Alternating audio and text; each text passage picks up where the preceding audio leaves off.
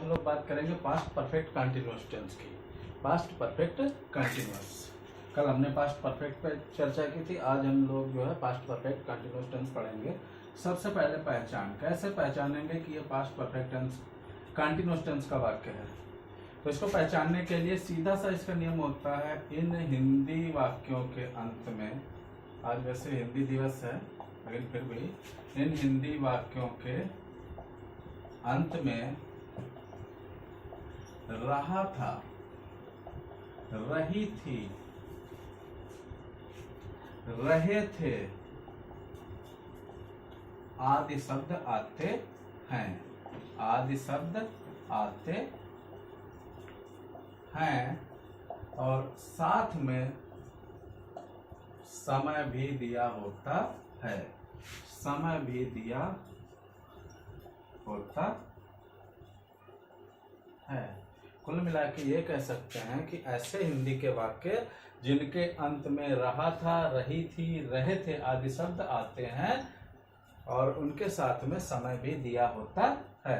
अगर समय नहीं दिया होगा तो ये केवल पास्ट कंटिन्यूअस टेंस होगा, लेकिन अगर रहा था, रही थी, रहे थे के साथ में समय भी दिया हो तो ये पास्ट परफेक्ट कंटिन्यूअस टेंस की बात होती है।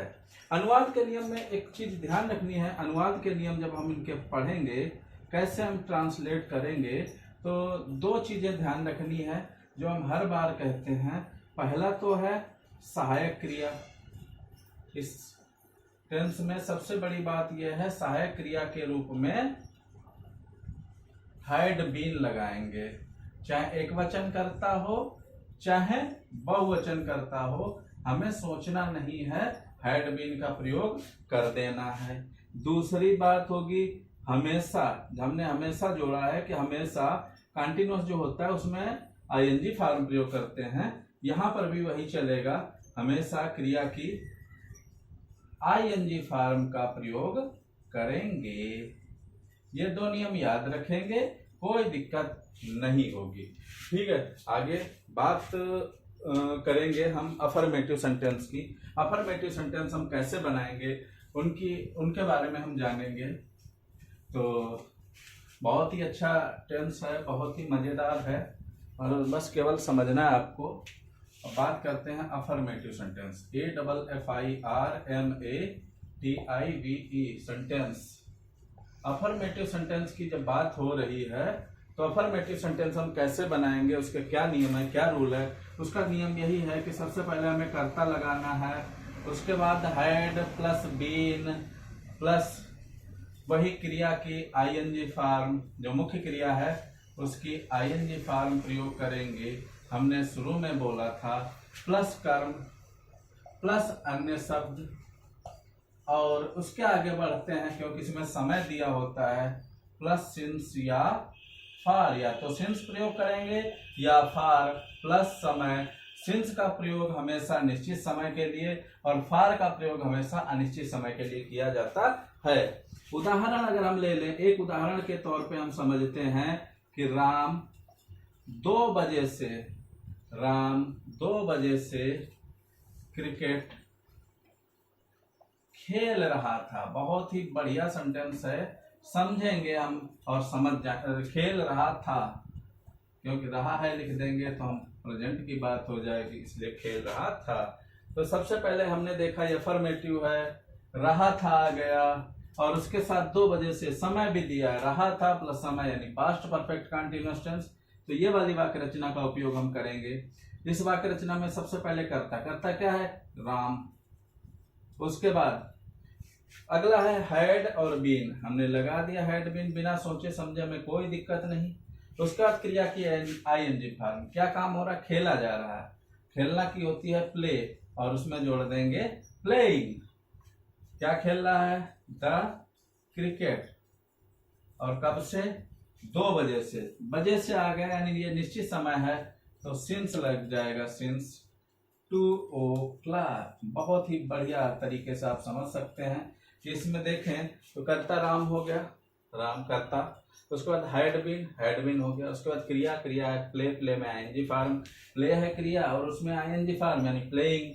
उसके बाद कर्म क्या कर रहा है, द क्रिकेट, अन्य शब्द छोड़ दिया उसको, सिंस या फॉर, सिंस लगा दिया क्योंकि निश्चित समय है, और समय 2 o'clock। इस प्रकार आप अफर्मेटिव सेंटेंस बना सकते हैं। बात करेंगे अब निगेटिव सेंटेंसेस की। अफर्मेटिव के बाद अगला नंबर है निगेटिव सेंटेंसेस का। कैसे हम निगेटिव सेंटेंस बनाएंगे इसके बारे में हम सीखेंगे। अगला जो है हमारा टारगेट है निगेटिव सेंटेंस। कैसे निगेटिव सेंटेंस बनाएंगे, बहुत ही आसान तरीके से, कोई ज्यादा दिक्कत नहीं होगी हमें। अगर अफर्मेटिव आते हैं तो सबसे पहले कर्ता, उसके बाद हेड, और निगेटिव में यहाँ पे नॉट लग जाता है, बाकी वाक्य रचना में कोई परिवर्तन नहीं होता है। इसके बाद वर्ब की आईएनजी फॉर्म प्लस कर्म प्लस अन्य शब्द और प्लस सिंस या फॉर और प्लस समय। एक एग्जाम्पल के तौर पे हम समझेंगे। एग्जाम्पल देख लें। एग्जाम्पल है कि मोहित 2 घंटे से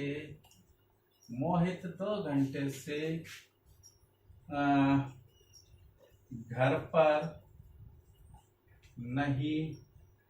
पर किताब नहीं पढ़ रहा था। एक बढ़िया सा सेंटेंस है, बहुत ही मजेदार, जिसको हम सीखेंगे। हमने नहीं लगा है, निगेटिव है, तो तुरंत ही हम गए सबसे पहले करता। कौन है यहाँ पे करता हमें मिला मोहित हो गया। उसके बाद हैड लगा दिया। वाक्य रचना में आगे है नॉट लगा दिया। फिर है बीन लगा दिया। फिर उसने कहा वर्ब की आईएनजी फॉर्म, क्या काम हो रहा है, पढ़ रहा था, पढ़ना, तो ये हो गया रीड, और रीड में आईएनजी जोड़ दिया, रीडिंग। क्या नहीं पढ़ रहा था कर्म में, द बुक। अन्य शब्द में कहा, घर पर, एट होम। फिर कब से, 2 घंटे से। 2 घंटा जो है, जब भी घंटे की बात आएगी, 5 घंटे 6 घंटे, तो वहां पे अनिश्चित समय होता है। अनिश्चित समय के लिए फॉर लगता है, फॉर 2 आवर्स। देखिए कितना ही आसानी से ये हमने बना दिया है। इस प्रकार अगर इस वाक्य रचना को आप रट लेते हैं तो निगेटिव सेंटेंस आसानी पूर्वक आप बना पाएंगे। इसमें कोई दिक्कत नहीं, कोई परेशानी नहीं आएगी, कहीं पर भी कोई दिक्कत नहीं आनी है। अब बात होगी हमारी आपकी इंट्रोगेटिव सेंटेंसेस पर। बहुत ही महत्वपूर्ण है interrogative sentences. INTERROGATIVE interrogative sentences हम कैसे बनाएंगे, उनकी वाक्य रचना। और अभी तक हमने टेंस पढ़ाया तो हमने आपको बताया कि इंट्रोगेटिव सेंटेंसेस 2 प्रकार के होते हैं। तो फर्स्ट टाइप के होते हैं जो क्या से शुरू होते हैं, उनकी वाक्य रचना कुछ इस प्रकार से होगी। सबसे पहले हैड, करता, उसके बाद नॉट, तभी उपयोग करना जब वाक्य में नहीं लगा हो। उसके बाद बीन प्लस वर्ब की आईएनजी फॉर्म, उसके बाद कर्म, अन्य शब्द, कहीं कुछ छूट तो नहीं रहा, प्लस सिंस या फॉर प्लस समय, और सबसे आखिर में क्वेश्चन मार्क, जिसे लगाना न भूलें। फर्स्ट टाइप की ये बात हुई है।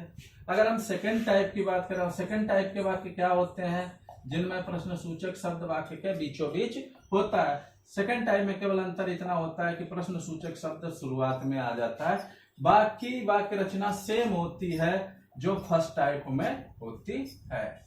यानी क्वेश्चन वर्ड, उसके बाद हेड, फिर करता, फिर नॉट, फिर been plus ING form plus कर्म, अन्य शब्द, सिंस, फॉर, समय प्लस क्वेश्चन मार्क, सेम होती है question word plus first type. कह सकते हैं कि फर्स्ट टाइप की वाक्य रचना में क्वेश्चन वर्ड अगर आगे जोड़ दिया जाए तो वो सेकंड टाइप हो जाती है। एग्जाम्पल के तौर पे हम समझेंगे, क्या रहीम सुबह से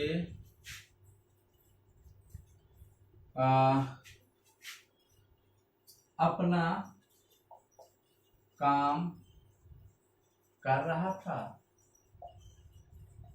हमने तुरंत देखा क्या से शुरू है, यानी फर्स्ट टाइप है। फर्स्ट टाइप है तो ये वाक्य रचना। इस वाक्य रचना ने हमें बताया कि सबसे पहले हमें हैड का प्रयोग करना है, तो हमने हैड लगा दिया।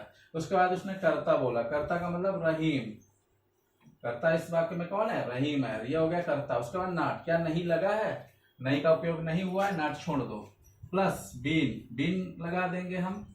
उसके बाद वर्ब, क्या काम हो रहा है, काम कर रहा है, करना की होती है डू, डू की आईएनजी फॉर्म डूइंग, क्या किसका, अपना काम, हिज वर्क, पुल्लिंग है तो हिज लगेगा, अगर स्त्रीलिंग होता है तो यहाँ पे हर लगता है। हिज वर्क कब से, सुबह से, सुबह है निश्चित समय तो सिंस मॉर्निंग, लो आसानी पूर्वक आप बना सकते हैं। अगर यहीं पे एक और हम ले लें, वह दोपहर से